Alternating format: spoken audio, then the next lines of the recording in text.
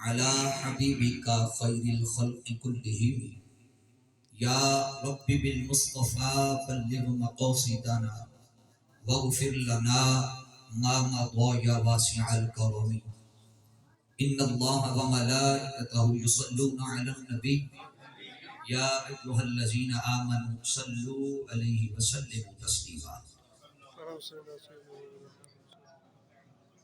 بچے ہوں یا بوڑھے ہوں یا جوان ہوں، جس نے میرے لیے یا مسجد کی انتظامیہ کے لیے پڑھنا ہے وہ بے شک خاموش رہے. جس نے اپنے محبوب کو راضی کرنا ہے وہ ذوق اور شوق کے ساتھ حضور کی بارگاہ میں اپنی حاضری پیش فرما لے.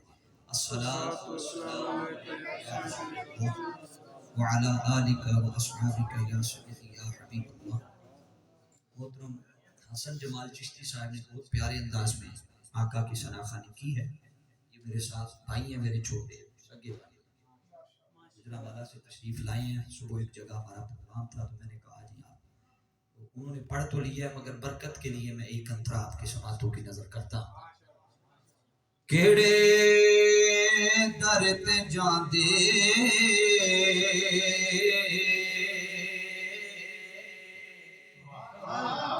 اے سارے سوالی، کیڑے در تے جاندے اے سارے سوالی، اے آقا جتے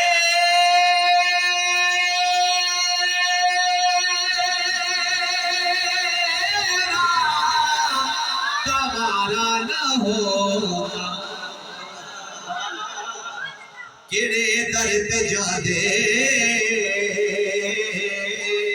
اے سارے سوالی، اے آقا تیرا دوارا نہ ہوگا، کیویں کوئی سنبھلدا بلا وچ غماں دے، کیویں کوئی سنبھلدا بلا وچ غماں دے، اے آقا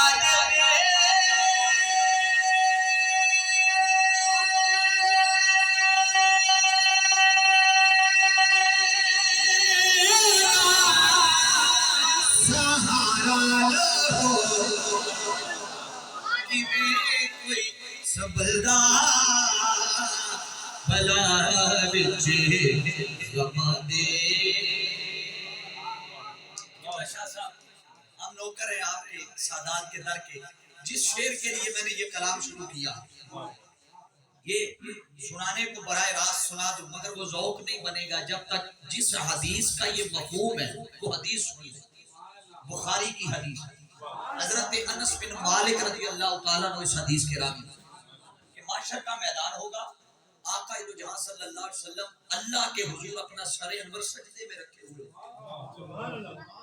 اللہ رب العزت اپنے محبوب کو جب وہاں سجدے میں دیکھے گا تو فرمائے گا، حدیث کے لفظ ہے ارفع رأسک، کیا بولیے ارفع رأسک، محبوب اپنا سر اٹھا. کیا فرمائے گا رب؟ اپنا. اگر آپ جیسے کوہالی کے اس شاخ کی زبان میں کہوں نا تو اللہ فرمائے گا سونیا مکھڑا تے لکھا، سونیا مکھڑا. اور کیا چاہتا ہے؟ یہاں بھی سر سجدے میں رکھا ہوا ہے. تجھے مکہ میں بھیجا تھا تو مکہ میں بھی تیرا سر سجدے میں، تجھے مدینہ میں بھیجا تو سر تیرا وہاں بھی سجدے میں، تو طائف میں رہا تو سر سجدے میں، ہرا میں تھا تو سر سجدے میں، سور میں تھا تو سر سجدے میں. محبوب تو جہاں جہاں گیا اتنی عبادت کی، اتنا قیام کیا، اتنی بندگی کی کہ مجھے کہنا پڑتا تھا یا ایھا المزمل. محبوب یہاں میرا سر سجدے میں ہے، بتا یہ سر سجدے میں رکھنے کا سوال کیا ہے؟ یہاں بھی کیوں چھپا ہوا ہے؟ عبادت و بندگی میں یہاں بھی کیوں ہے؟ آقا علیہ السلام صدا بلند کریں گے، ربی حب لی اللہ فرمائے گا محبوب اس امت کی بخشش کے لیے تیرا سر سجدے میں ہے. ارفع راسک، تو سر اٹھا، تیرے چہرے کے تکنے کی دیر ہے، تیری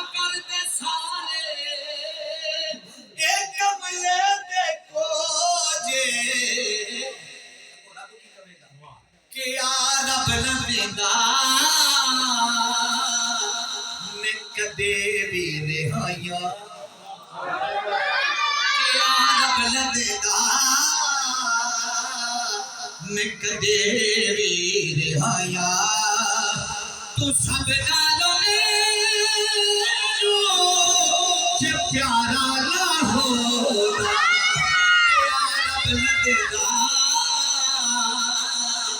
میں کدے ویر ہایا ادب نال ڈبیا اے سورج نبی نو سورب دیے کہنا سیاہ کے سیدے سورب دیے کہنا سیاہ کے سیدے میں ڈب کے کدی بھی واپس نہ آوندا میں ڈب کے کدی بھی واپس نہ آوندا اے آقا جے تیرا اشارہ نہ ہو میں ڈب کے کدی بھی واپس نہ آوندا اللہ رب العزت کی حمد و ثنا کے بعد آقا علیہ السلام کی بارگاہ میں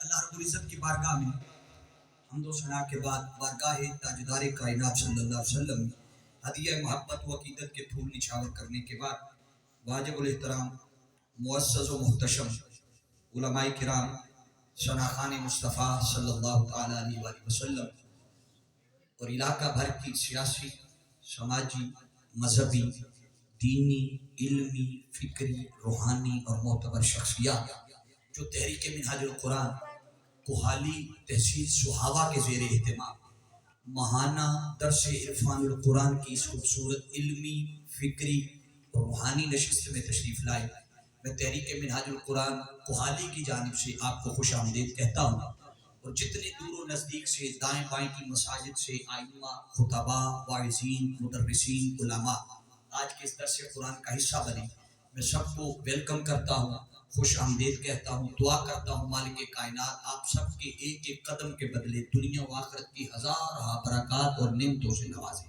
ہماری آج کی اس بزم کا بالخصوص حصہ بنے آل نبی اولاد علی دیوان حضوری آستانہ عالیہ سے قبلہ پیر سید وقاص حسین شاہ صاحب دامت برکاتہ العالیہ ہم آپ کو بھی صمیم قلب سے مبارکباد پیش کرتے ہیں ان کے ساتھ تحریک منہاج القرآن کے ناظم تحصیل سہاوا ڈاکٹر محمد ارشد بٹ صاحب ہم آپ کو بھی ویلکم کرتے ہیں ان کے ساتھ نائب صدر پاکستان عوامی تحریک تحصیل سہاوا راجہ احمد نواز صاحب اور آج کے پروگرام کی میزبانی محترم بھائی محمد فیصل صاحب اللہ رب العزت انہیں بھی آج کے اس پروگرام کی خصوصی توجہات اور برکات نصیب فرمائے ان ابتدائی اور تمہیدی کلمات کے بعد ابتداً عرض کر دوں کہ گفتگو کوئی لمبی چوڑی نہیں ہوگی بڑی شارٹ نہیں مگر اس کا جو محاصل ہے وہ آخر پہ بیان کر کے مجھے امید ہے کہ اپنے کم وقت میں رہتے ہوئے جو گفتگو مدعا اپنا بیان کرنا چاہتا ہوں آج ایک پیغام دینا چاہتا ہوں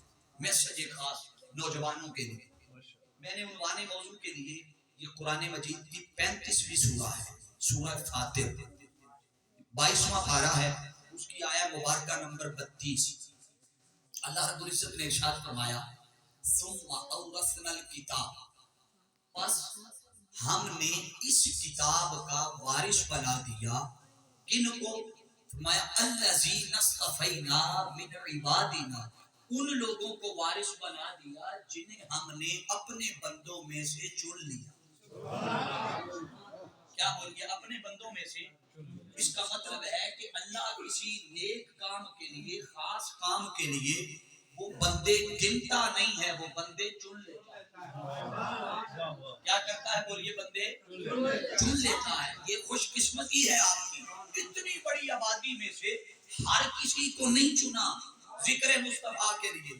قرآن کے نور سے پیمانے لبریز کرنے کے لیے آپ کو چنا ہے یہ خوش قسمتی اللہ نے فرمایا الذین اصطفینا मिन इबादिना, हमने अपने बंदों में से चुन लिया। अब अगली बात तवज्जो तलब है। फरमाया मिन इबादिना, जिन्हें चुना है ना, फरमाया फमिनहुम ज़ालिमुल लिनफ्सी, इनमें से वो जो चुना हुआ तबका है उसमें से एक ग्रोह और एक तबका ऐसा हुआ ज़ालिमुल लिनफ्सी, जो अपनी जानों पर जुल्म करने वाला हो गया, जिन्होंने अपने आप पर जुल्म किया। व मिनहुम मुक़तसिद, एक तबका दूसरा वो हो गया कि जो दरमियान में रहने वाला था। व मिनहुम साबिकुन बिल खैरात, और एक तबका ऐसा था कि जो नेकियों में दूसरों से सबकत ले गया, नेकियों में बोलिए दूसरों से आगे निकल गया। साबिकुन बिल खैरात, आगे निकल गया। कैसे? बिइज़्निल्लाह, ये इसमें वो अपना कमाल ना समझो, ये बात तो जो तलब है, ये उसका अपना कमाल नहीं है। आप देखिए ना कि फमिनहुम ज़ालिमुल लिनफ्सिही कहा, उसके बाद बिइज़्निल्लाह नहीं कहा, ये बात समझने वाली है। वमिनहुम मुक़तसिद कहा, उसके बाद बिइज़्निल्लाह नहीं कहा। जब कहा ना वमिनहुम साबिकुन बिल खैरात, अल्लाह को इल्म था, रब जानता था कि कहीं ऐसा ना हो किसी में कोई तकब्बुर आ जाए कि हम बड़े नेकियां करने वाले बन गए। अल्लाह ने फरमाया ये जो नेकियों में आगे बढ़ना है, ये जो तकवा इख्तियार करना है, ये जो दर्स व तदरीस करना है, ये जो अच्छे अखलाक है, ये जो तकवा है, ये जो तहारत है, ये जो दीन की खिदमत है, फरमाया ये तुम अपनी कोशिश से नहीं हुए, बिइज़्निल्लाह, ये अल्लाह के इज़्न से हो गए। फिर आगे खुशखबरी सुनाई, ज़ालिका हुवल फज़लुल कबीर, और ये अल्लाह के इज़्न से नेकियों में सबकत ले जाना, फरमाया ये अल्लाह का फज़ल कबीर, बोलिए जी अल्लाह का फज़ल कबीर है। अब ये सादा सा तर्जुमा और मफ़हूम मैंने आपके सामने रखा। अल्लाह ने मज़मून कहां से शुरू किया?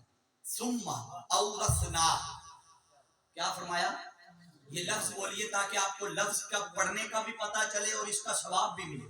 बोलिए औरसना, पढ़ लो ऐसे बने को, कुरान का लफ्ज पढ़ लो, पढ़िए जरा, औरसना, इसका मतलब है कि हमने वारिस बनाया। क्या माना है?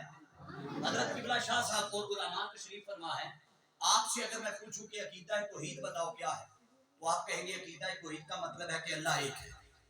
अल्लाह, सारे बोलिए अल्लाह एक है। और वो खुद फरमाता है कुरान मजीद में, कुल हुवल्लाहु अहद, महबूब आप फरमा दीजिए कि वो अल्लाह एक है। तो बारी ताला तो खुद फरमाता है मैं एक हूँ, तो एक के लिए तो वाहिद का सीगा आना चाहिए था, वाहिद की ज़मीर आनी चाहिए थी, मगर तू यहाँ औरसना कहकर अपने वाहिद होने को अना नहीं कह रहा, मैं नहीं कह रहा, औरसना कहकर हम बना रहा है। हजरत किबला शाह साहब तशरीफ फरमाया ना, ये खड़े होके कहे कि मैं जा रहा हूँ, तो इसका मतलब क्या है कि ये कितने हैं? सारे बोलिए कितने हैं? अगर इनके साथ कोई और खड़ा हो जाए तो फिर ये क्या कहेंगे दो होने के बाद? हम जा रहे हैं। क्या कहेंगे? ये हम क्यों हुआ और मैं क्यों था? इसलिए कि मैं की दफा वो अकेले थे और हम की दफा, बोलिए हम की दफा दो थे। तो तौहीद का अकीदा ये है कि अल्लाह, बोलिए अल्लाह एक है। तो जब एक है तो सीधा कौन सा आना चाहिए? वाहिद का, एक का। मगर अल्लाह ने यूं नहीं फरमाया कि मैंने वारिस बनाया, यूं नहीं कहा, फरमाया हमने वारिस बनाया।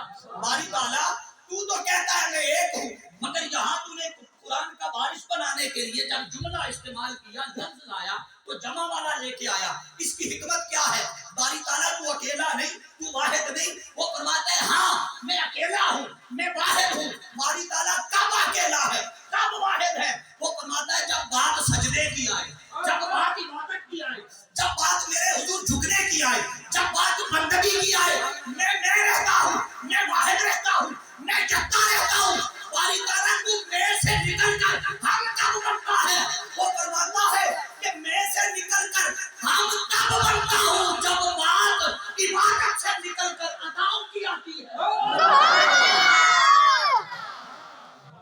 जब बात इबादत की रहे मैं रहता हूँ, जब बात अताओं की आए, जब बात फजल की आए, जब बात रहमत की आए, जब बात देने की आए, जब तवज्जुहात की बात आए, जब तसर्रुफात की बात आए, जब नेमतें बांटने की बात आए, तो फिर मैं नहीं रहता, मैं मुस्तफा को साथ मिलाकर हम बन जाता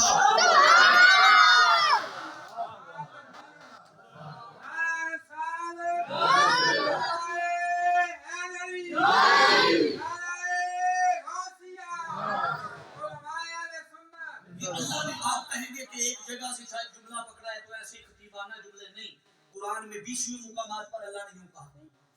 جیسے قرآن مجید میں اللہ رب العزت نے ارشاد فرمایا انا.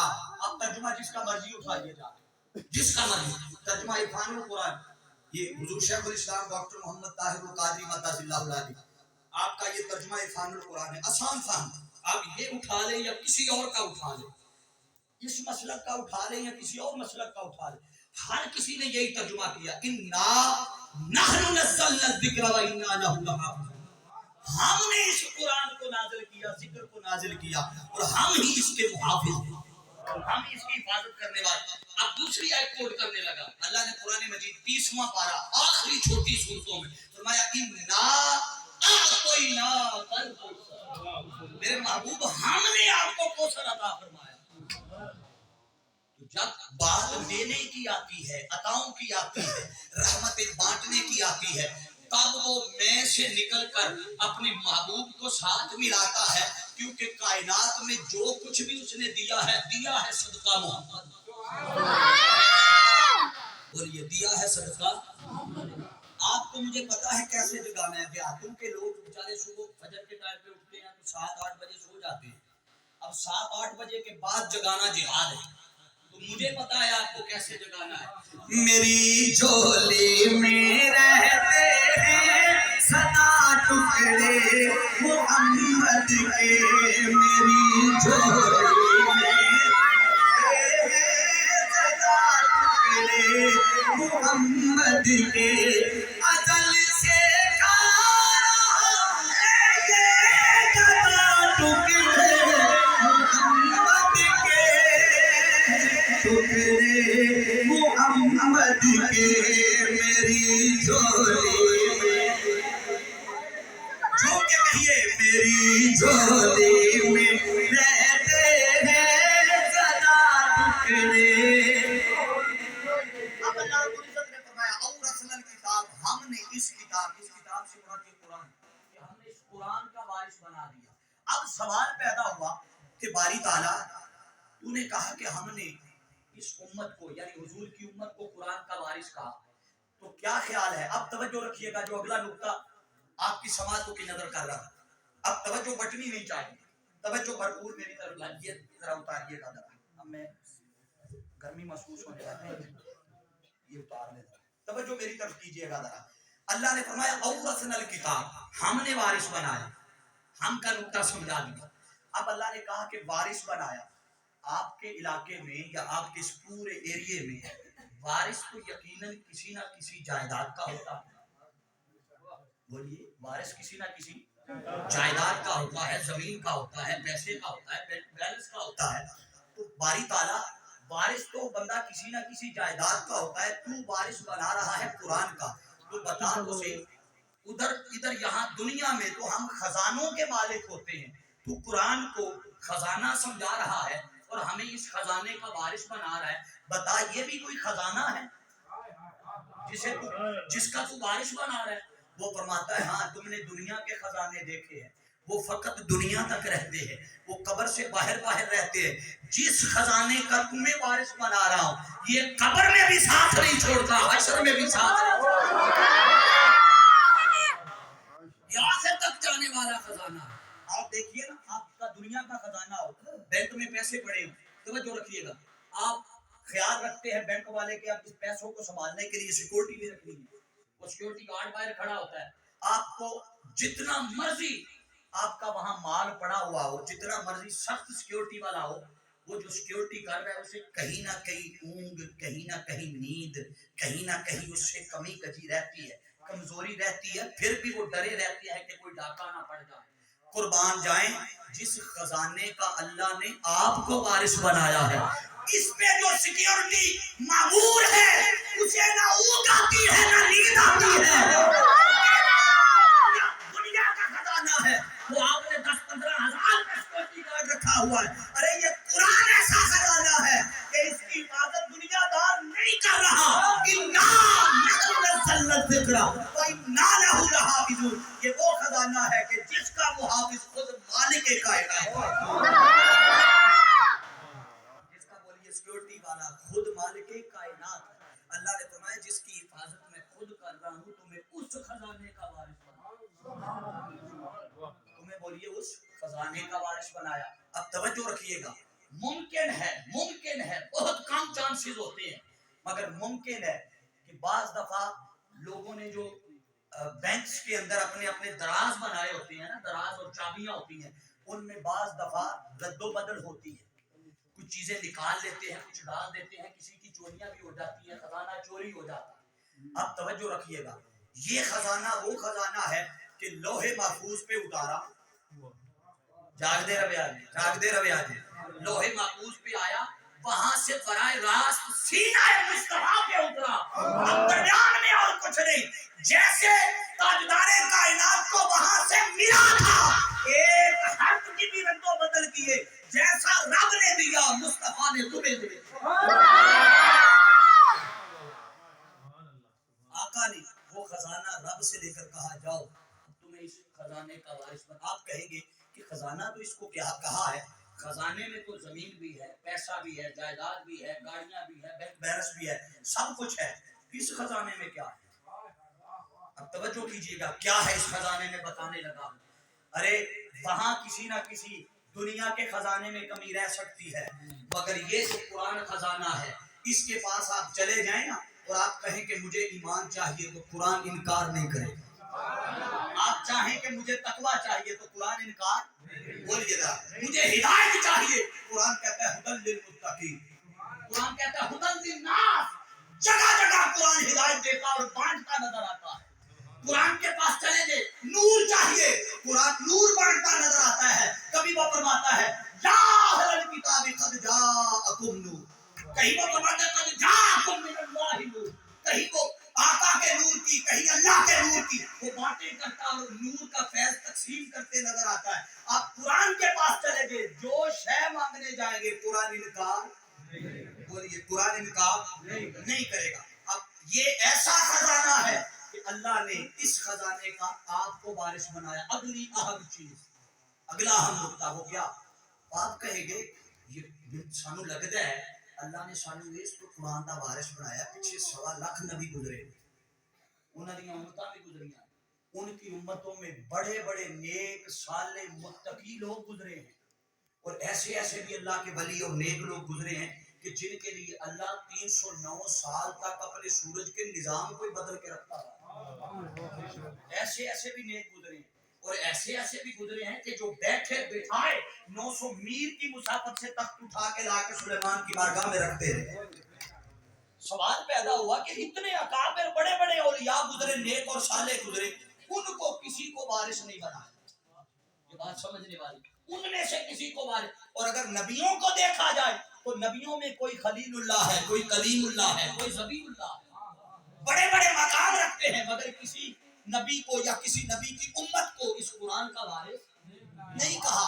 سوال پیدا ہوا ہمیں قرآن کا وارث کیوں کہا؟ کیا ہم بڑے نیک تھے, ہم بڑے پرہیزگار تھے, ہم بڑے اپنے ہمسایوں کے حقوق کا خیال رکھنے والے تھے, یتیموں کے حقوق کا خیال رکھنے والے تھے, غریبوں کی دیکھ بھال کرنے والے تھے, یتیموں اور ہمسایوں کے سر پہ ہاتھ رکھنے والے تھے, ہم غریبوں کو بھوکے وقت میں کھانا کھلانے والے تھے, ہم جس کے تن پہ بدن پہ کپڑا نہ اسے کپڑا پہنانے والے تھے. کیا ہم بڑے ایماندار تھے, ہم بڑے دیانتدار تھے, بڑے صادق تھے, بڑے امین تھے؟ کیا اس لیے رب نے ہمیں قرآن کا وارث کہا؟